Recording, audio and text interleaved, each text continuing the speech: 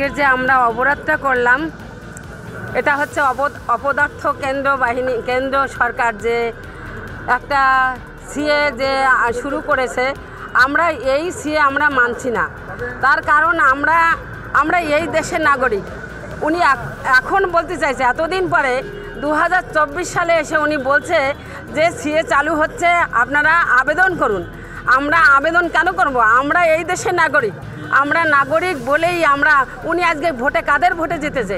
আজকে এই মতুয়াদের ভোটে উনি জিতেছিল। আজকে কি করে নতুন করে আবার উনি নাগরিকত্ব দিতে চাইছে? উনি কি নাগরিক দেবে? এখানে তো আমরা নাগরিক।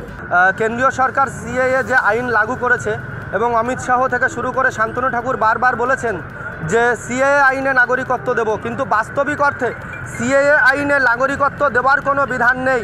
বা সিএএ আইনে আসলে আমরা অনেকে জানি না যে সিএএ জিনিসটা কি। সিএএ আইনে বলা আছে যে বৈধ এবং অবৈধ অনুপ্রবেশকারী চিহ্নিতকরণ আইন।